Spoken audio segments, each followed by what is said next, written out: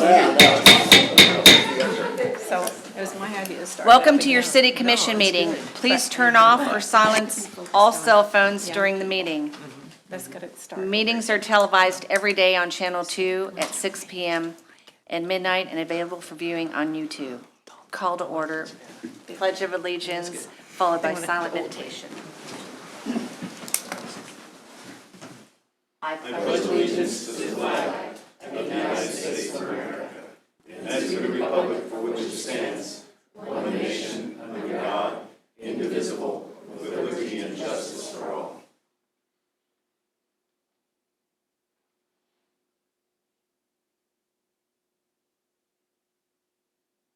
Amen. Amen. Okay, first up, proclamation.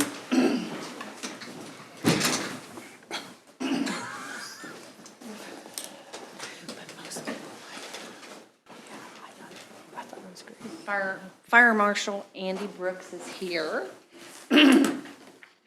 It's a City of Leavenworth, Kansas proclamation.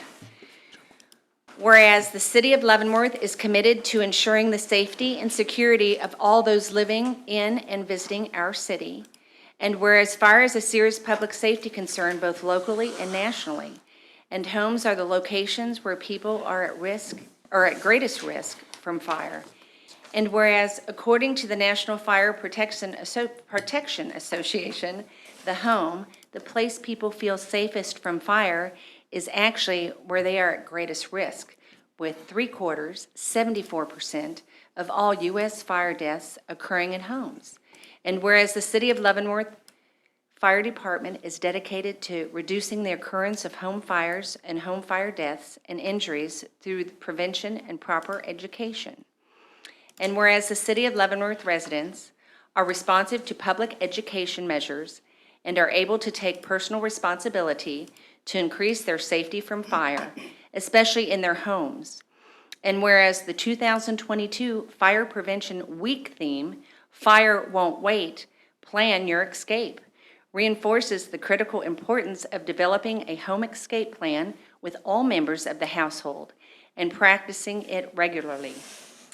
Now, therefore, I, Kamala M. Leonhard, Mayor of the City of Leavenworth, Kansas, hereby proclaim October 9th through the 15th, 2022, as Fire Prevention Week, and urge all the people of Leavenworth, Kansas to protect their homes and families by heeding the important safety measures of Fire Prevention Week 2022 and to support the many public safety activities and efforts of Leavenworth's Fire and Emergency Services. So, here you go, sir. Thank you very much. Here you go. Thank you. Oh.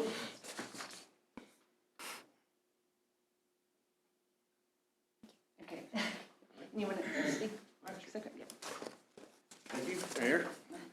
Commission, I'm Andy Brooks. I'm the Fire Marshal for the Leavenworth Fire Department.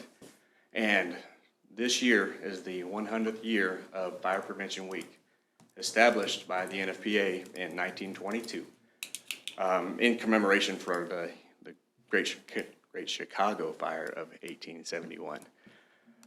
With that said, the message this year, Fire Won't Wait, Plan Your Escape. We want to make sure everybody gets out of their home. They have a plan with their loved ones to make sure they get out of their home, because fire moves so fast nowadays. It can take only 3.5 minutes for a fire in a home to reach 1,100 degrees. So we want people to just make sure they get out and stay out. And having functioning smoke detectors in the home increases your chance of survival more than 2 times. So this year, we want to make sure everybody, makes a plan, gets out, and if they don't have a smoke detector, call me at the fire department and I will get them one. Great.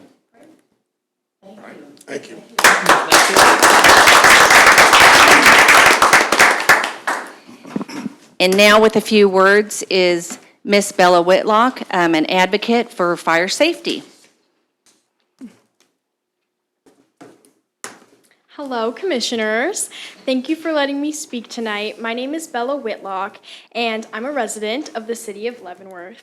And I'm currently Miss Leavenworth Teen Volunteer, and my platform is actually fire safety awareness. So I want to thank Fire Chief Birch and Fire Marshal Brooks for allowing me to partner up with them during Fire Safety Awareness Week.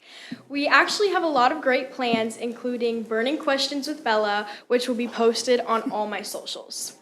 Fire awareness might be an old cause, but it's so important to keep young people aware of fire safety and how terrible burns can be.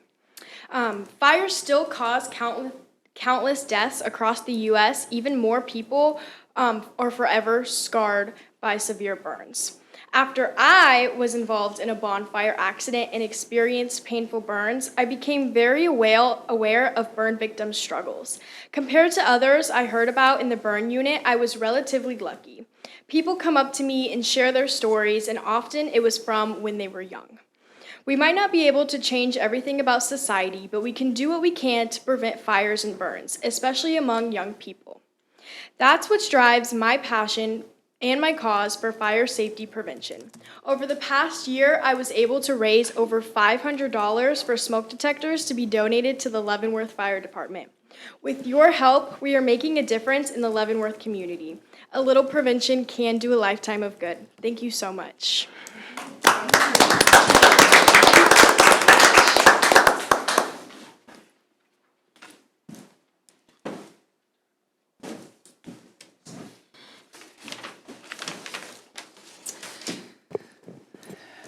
Okay. Old business, consideration of previous meeting minutes. Minutes from September 13th, 2022, regular meeting. Any questions or concerns from fellow commissioners? Okay. Madam Mayor, I move to approve the minutes from September 13, 2022. Okay. Begin voting with Commissioner Martin. Aye. Aye. Aye. Aye. Aye. Okay. Second consideration ordinances. Second consideration ordinance number 8193, adopt standard traffic ordinance, 49th edition. Just calls for a roll call. The next three items will be our chief. Okay, Police Chief they are. Atkinson. Madam Mayor, Welcome. Commissioners, there are no changes from the first reading, and unless there are questions, I think it's ready to move forward with passage. Okay, Commissioner Hagler? Yes, sir. The, under omissions, changes, additions, and deletions to the standard traffic ordinances for Kansas City's.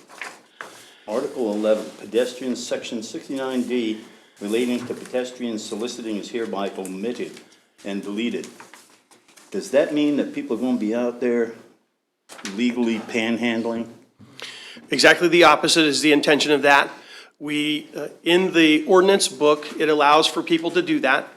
We had some concern over the last couple of years about people going out into the roadway in traffic at, say, 4th and Limit at the intersections there, making contact with people. So we took that, we recommended, and the previous commission elected to take that section out of the ordinance, making it not allowed. So that's the intent, and that's what we did, because we don't want that. We don't want someone hit by a car inadvertently, and that was getting to be a little bit out of hand.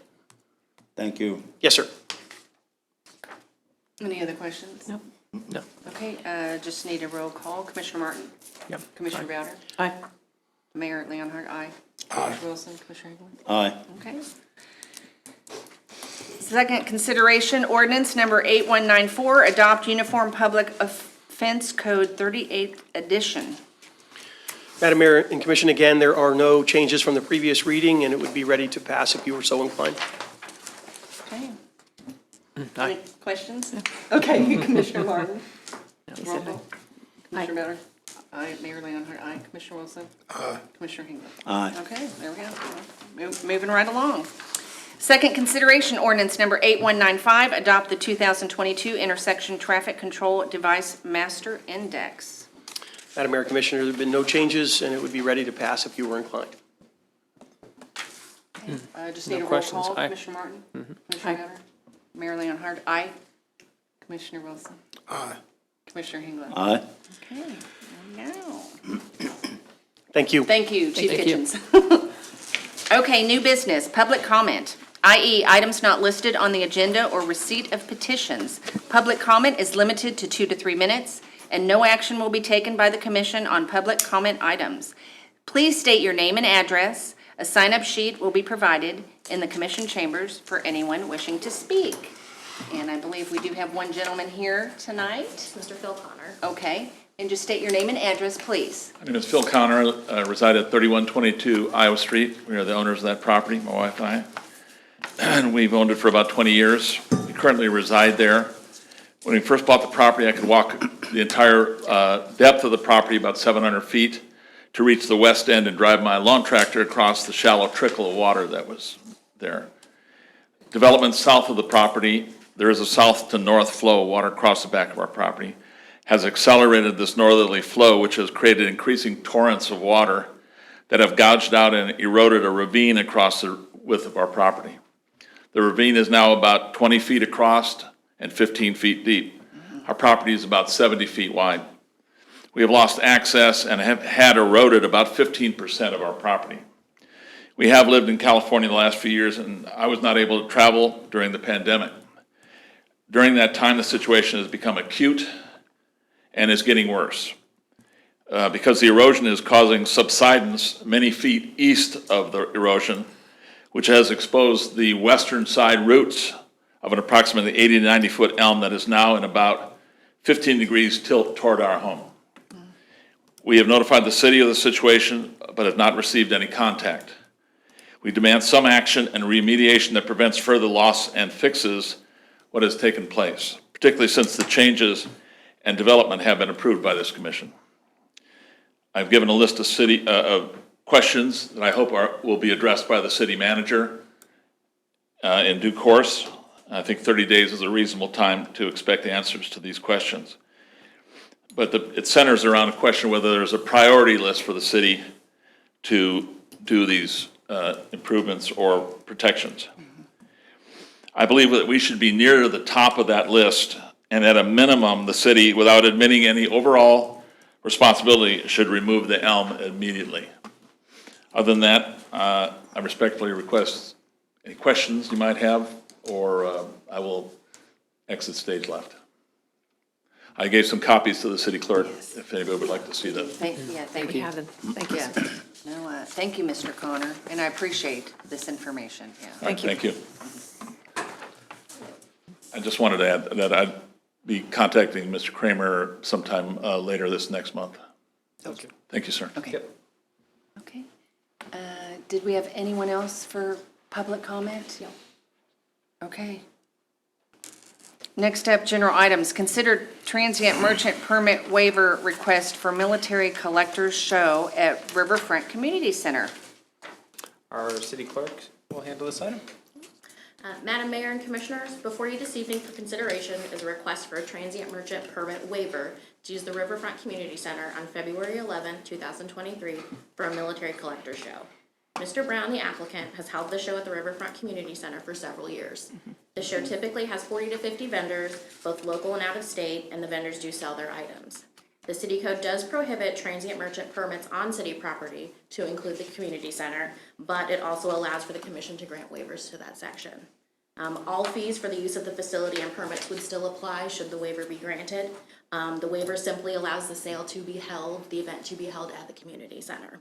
So tonight, the request before you is to either grant the waiver request or deny the request. Mr. Brown is here, and so is Riverfront Community Center Manager Terry Metzger. Okay, did anyone have any questions? Do you at all? No, they've done this for several years. I have no problem. They have. I remember him from last No- year. no problem with Nice to this. see you. Okay, so. It's good we have Oh, it. yeah. Would you like to advertise your event? Okay. Thanks. Thank you for hearing this. Again, this is a program that my father put on when he was back up at the Command General Staff College, just getting people interested in the local military history. Our show includes all periods. We have, as I said, people from outside the area. I have a lot of people who do come in as well from outside the area, so we do have about 300 to 400 people will go through as well. Some will actually stay in hotels here for the event as well, so. It's a good event. Okay, Thank you, sir. Thank you. Thank you. Okay, so I just need a motion. Madam Mayor, I move to approve the waiver request for the military collector show, as stated. Second. Begin voting with Commissioner Hengela. Aye. Aye. Aye. Aye. Okay. Thank you. Okay, next up, consider cereal malt beverage license for is it Petrus. Petrus Imbis Stube? Stube. Petrus Imbus Stew. 427 Delaware Street. Once again, our city clerk. Madam Mayor and Commissioners, before you this evening is a request for a 2022 on-premise consumption cereal malt beverage license for Petrus and Stube at 427 Delaware. The location does have a city health permit, and the application has been reviewed and approved by the police department. So tonight's request is part of the final approval to allow us to issue the 2022 on-premise cereal malt beverage license. Okay, any questions or concerns, anybody? No, I think it's good to have German beer with German food, so. Yeah, yeah. Okay, just need a Any kind motion. of beer with German food. I move to, Go ahead. Yeah, okay. I move to grant the motion as presented. Second. I don't want to mess that name up. Yeah, I hear you. Commissioner Martin? Aye. Aye. Aye. Aye. Aye. Okay. Thank you, Sarah. Next up, resolutions. Resolution B-2323, Community Development Block Grant, Consolidated Annual Performance and Evaluation Report. Madam Mayor and Commissioner, this will be Julie McKeel, the Community Development Coordinator. Good evening. Hi, good evening, Madam Mayor, Commissioners. So we have before you the 2021-22 Consolidated Annual Performance Evaluation Report, otherwise known as the CAPER. As you know, Leavenworth City is an entitlement city for CDBG funds that we receive every year. The CAPER is necessary to report at the end of the year to evaluate goals, projections, and how funds were spent. So this particular CAPER also has a lot more information in it than what you may have seen in the past, because this year it was expected that all of the CV funds that were received through CDBG and ESG were included in this. So all of those detailed information, all that detailed information is in there, as well as the fact that it was the 5th year of the consolidated plan of the 2017 to 21 plan. It was the last 5th final year. And so it also wraps up those 5-year strategic plans as well. In the 21-22 year, our home repair program assisted 14 homes with minor home repairs. Our home ownership program assisted in acquisition of 4 homes for homes to be here in Leavenworth city limits. Public service agencies were served with 6 agencies, and between those 6 agencies, they served over 9,000 clientele here in our city. Removal of dangerous structures, we had 4 residential structures and 3 accessory structures that were removed, and no infrastructure projects were done through the 21-22 year. The only significant remark that I would have in regards to meeting goals was the home ownership program, which I'm sure you all are well aware of what the market is right now. It definitely has been a struggle. I absolutely see this program as being something as a great need for the city, and trying to market it a lot myself, and with the assistance of Melissa Bowers, our public information officer. It's certainly not a program I want to see go away. I think we're going through some hard times, and it's going to be okay. Would you explain to our, especially our new commissioners, what the first-time home buyer program does? Sure. Our homeownership program, I call it our homeownership program because they don't necessarily have to be a first-time home buyer. They just have not to have owned a home in their name in the last 5 years. Oh, okay. For some reason. You educate me.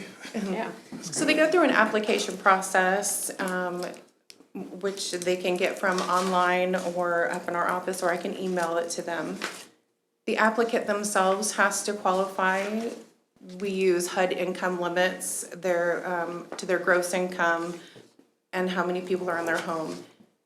They're distinguished either low income or moderate income. If the individual is qualified applicant, if they're low income, they can get assistance for purchasing a home of up to 8%, no more than $8,000 towards purchasing the home. If they're qualified applicant under moderate income, they can get up to 5%, no more than $5,000. And the funds are used at closing. They need to bring 50% of the closing costs, or excuse me, of the down themselves. Closing costs can be paid, interest rate buy down, going towards principal. Basically anything that absolutely benefits the purchaser and nobody else is what all those funds are used for. The home itself has to also pass. It has to pass an HQS inspection, not be in a 100-year flood zone. Do we share this information with all our realtors in town? Oh, I've been making cold calls like you wouldn't believe. I'm finding that to be pretty effective. We Good. have had 2 closings now since the beginning of this program year. 'Cause I know that have helped. over the years, it's just been really slow and sluggish, and I don't know why. I mean, it is a definite benefit to young home buyer especially. So the last 3 years, I've noted that we have had 4 that have happened. It's trending that 4 is happening. I definitely am chalking that up. I'm hoping that is only because of during the pandemic. Could be, yeah. Market pressures. You know, we've had a lot of people that were on unemployment or unemployed and what have you. As I told the Community Development Advisory Board, this program year, the 22-23 year, is going to be very telling on how we're going to trend with funds, what we're going to change, if we're going to change anything, and how to move them about. But that home program is definitely not something I want to see go away. But I see it to be far too beneficial. It is. Yeah, it is beneficial. Yes, good. Any, That's all I have. okay. Any other questions? Did you have anything, Not right now. Commissioner Hingham? No, it was a comprehensive report. I know. It No, told about no, everything great you could report. ask for. Okay, then I just need a motion. I move to approve the B2323 Community Development Block Grant Consolidated Annual Performance and Evaluation Report. Second. Begin voting with Commissioner Martin. Aye. Aye. Aye. Aye. Thank you. Thank you. Nice to meet you. Thank you. Yes. I think I've met her before. Okay, next up, first consideration ordinances. First consideration ordinance development regulations text amendments. Mrs. Hurley. Okay, thank you, Madam Mayor and Commissioners. We had this at a study session a month or 2 ago, just kind of took a look at our overall annual update of our development regulations. Again, this is just something that we do every year as we use these development regulations throughout the course of our daily interactions with folks. We always find things that maybe need to be cleaned up, not necessarily changed, but just kind of made a little bit more clear. Or we do find changes or additions or subtractions that we need to make, and so that's what we do once a year, come through and make those cleanup items, and so that's what you're looking at tonight. On September 12th, the Planning Commission did hold a public hearing for all of these proposed text amendments and voted unanimously to approve them as they are submitted. So I'll just run through in the ordinance that Sarah prepared that was included in your packet. That ordinance includes the language, the full language for each article or chapter that's being amended. So I'll just kind of hit on some of the bigger changes that we're making. In Article 2, which is applications and procedures, there are no actual changes to that one. That's just cleaning up a little bit of language in a few places that we found to be unclear as we were working through that. Article 4, a few of the same things, just kind of cleaning up some language. A couple of the items that we did change in the RMX, which is Residential Mixed Use Zoning District, there is a provision in there that there could only be one principal structure per lot. We removed that requirement. The RMX zoning district is intended to provide high-density family or high-density housing along with a mix of commercial uses.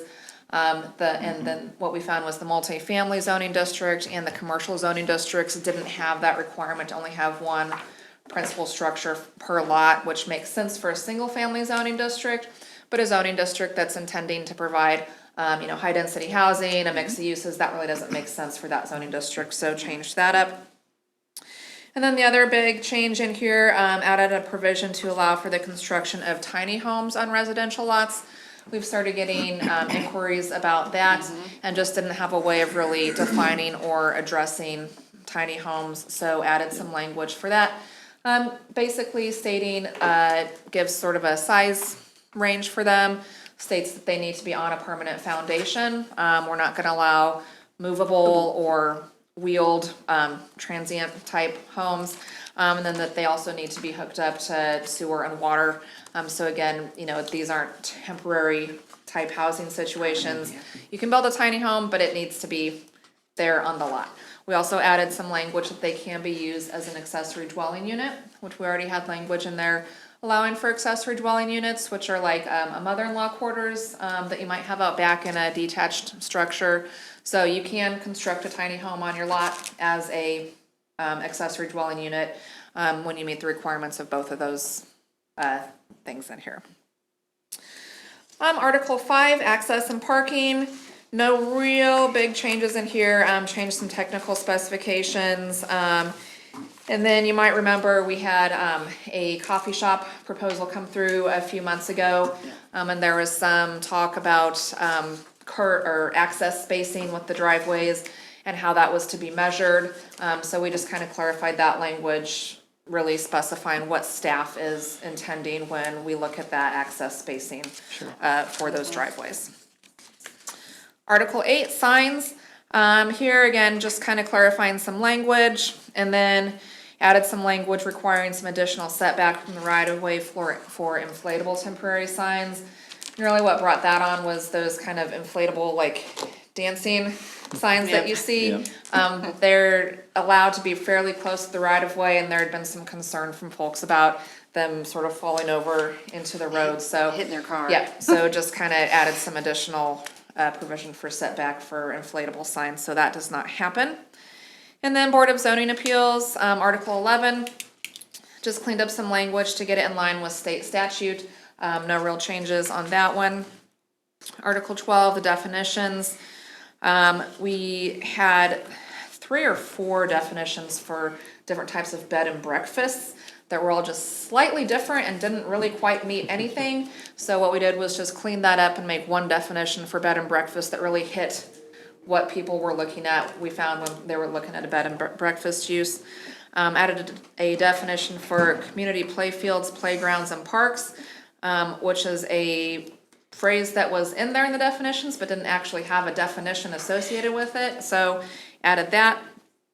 And then for a residential homestay, that is the category that is going to apply to short-term rentals such as Airbnbs.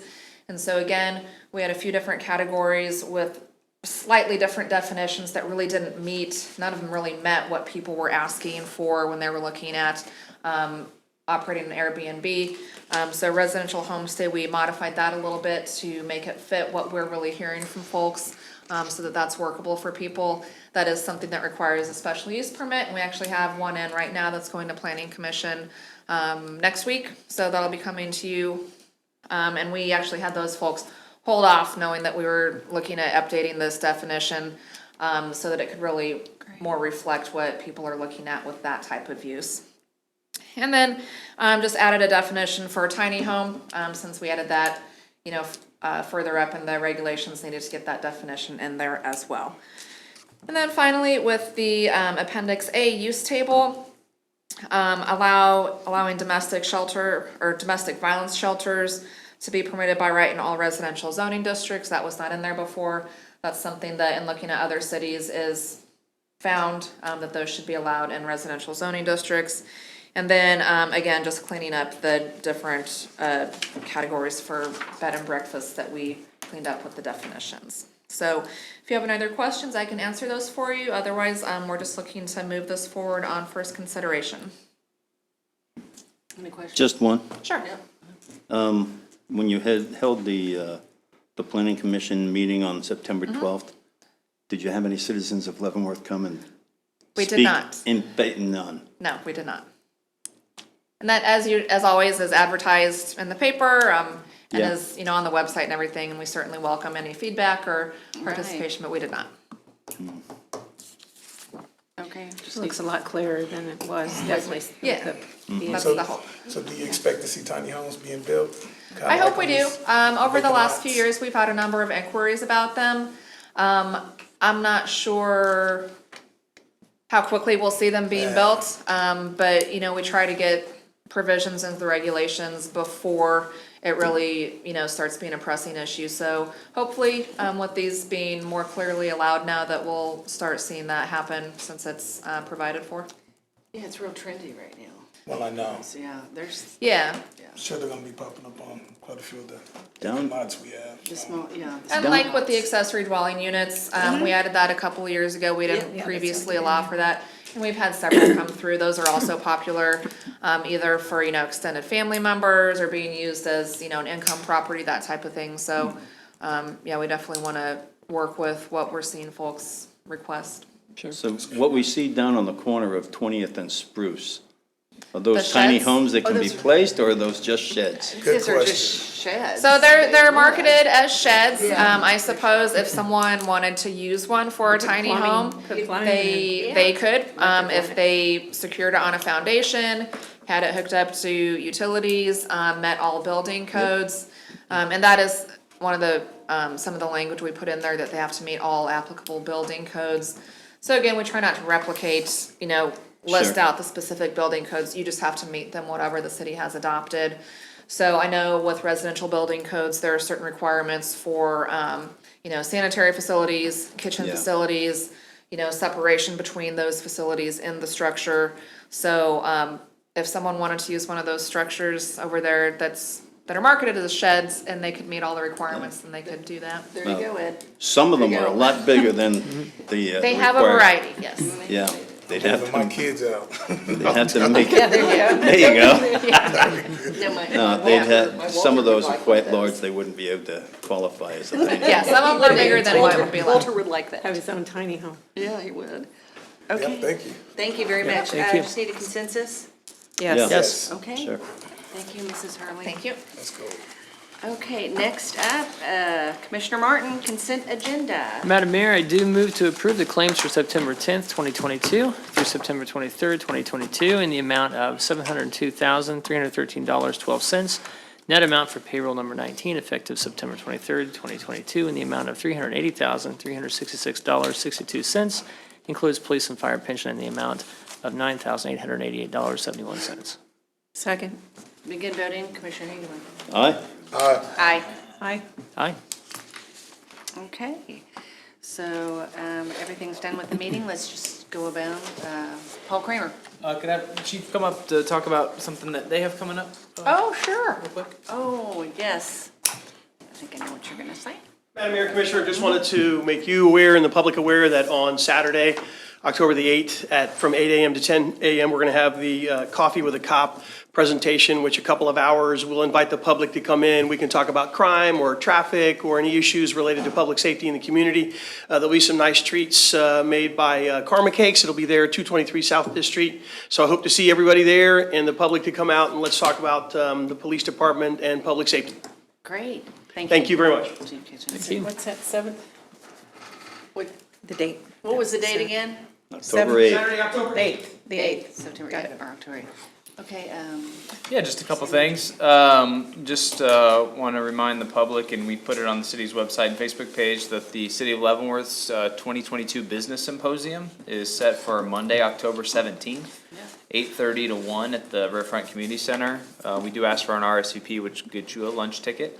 And we did confirm and announce, I think today, that Kayla Savage, who's the Director of Community Development for the Department of Commerce, is our keynote speaker. We also have speakers from the Kansas Small Business Development Center, information on the U.S. Small Business Administration, speaker from Workforce Partnership, as well as a panel of local business owners to talk about some of their experiences in the city, and then some city staff there to talk about all of the grant programs that the city offers for our businesses. Small business grants, ADA accessibility grants, sidewalk grants, all the opportunities for your business to grow or start a new business in the city of Leavenworth. So again, that's Monday, October 17th, 8:30 to 1 at the community center. great. Just a quick update. I know sometimes we hear these big plans and then maybe you don't hear anything for a while. The countywide transportation plan, not to be confused with the transit program of the buses. This is the buy-in with the cities of the county and the county. We had a meeting yesterday Again, very good participation. All the cities were there. The county was there. KDOT was there. The Kansas City Area Transit Authority was there.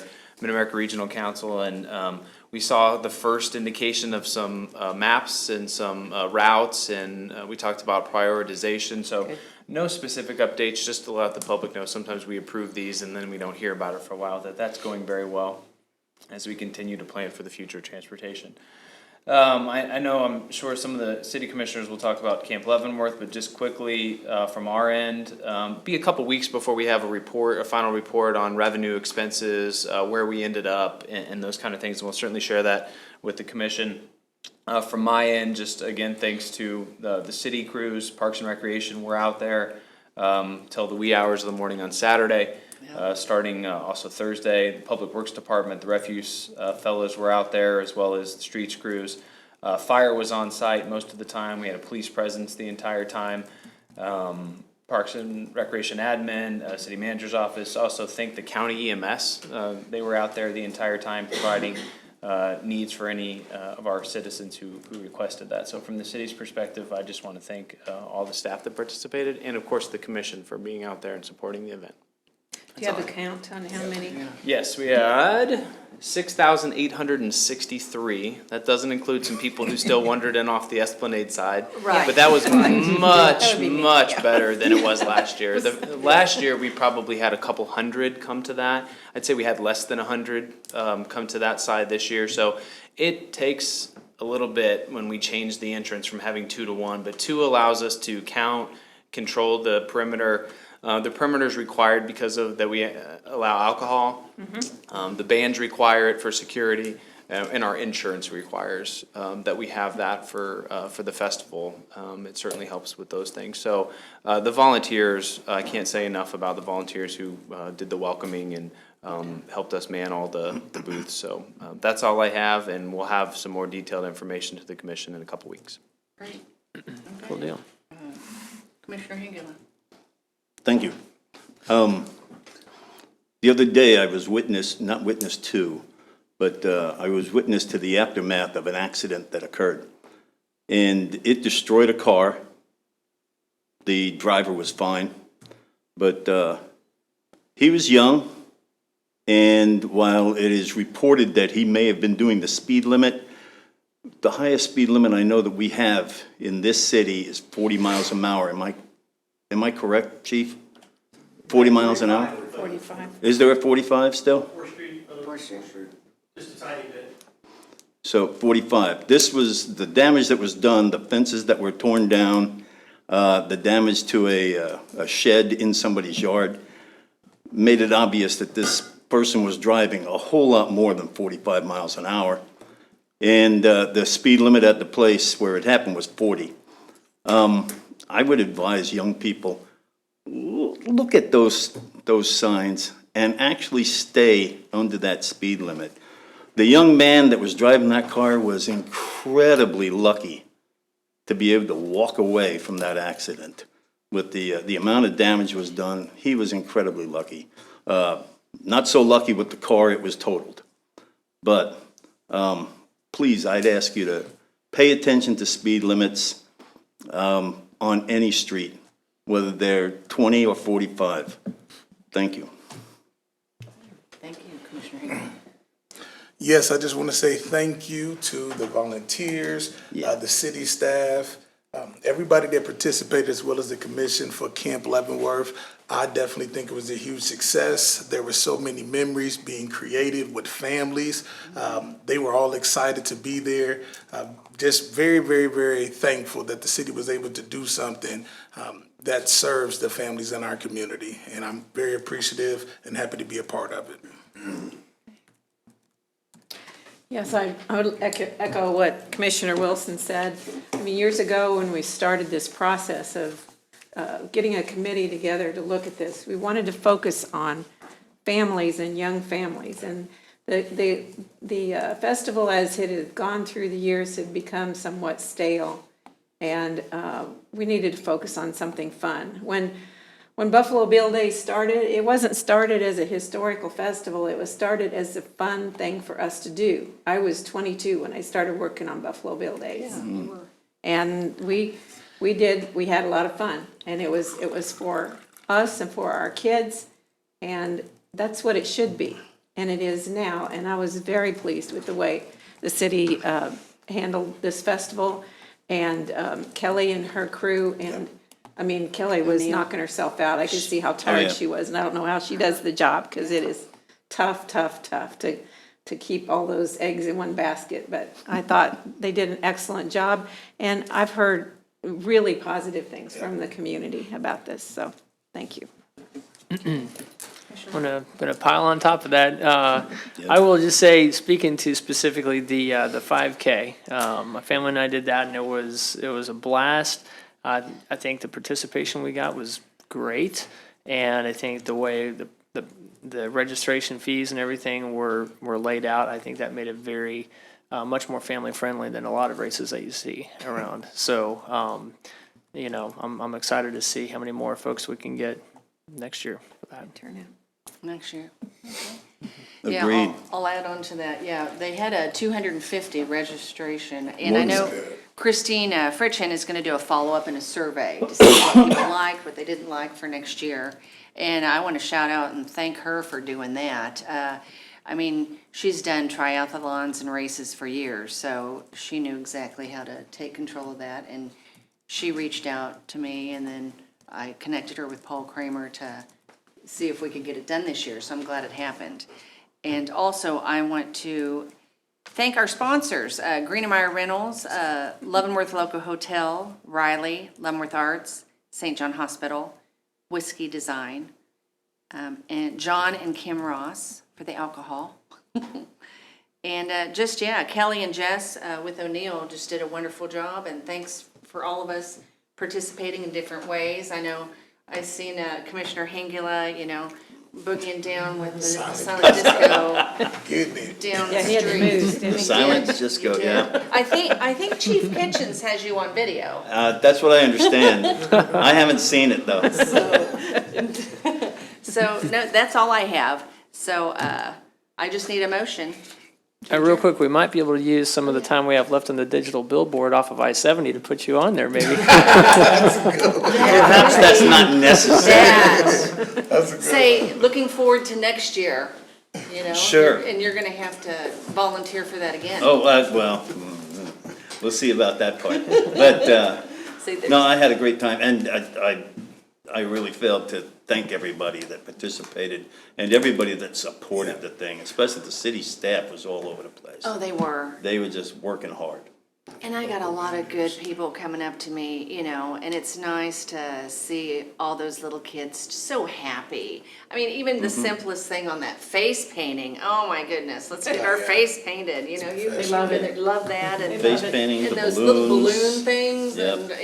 and they were just, and then you could see several of them, I think, at that, was it Kona Ice, and so they had red around their faces when they'd leave, or your daughter did. So, it was nice. So, I really enjoyed it, and we were thankful we had great weather. Yeah. That's the key thing right there, too. So, okay. I move that we adjourn. Second. Okay, begin voting, Commissioner Martin? Aye. Aye. Aye. Aye. Meeting adjourned.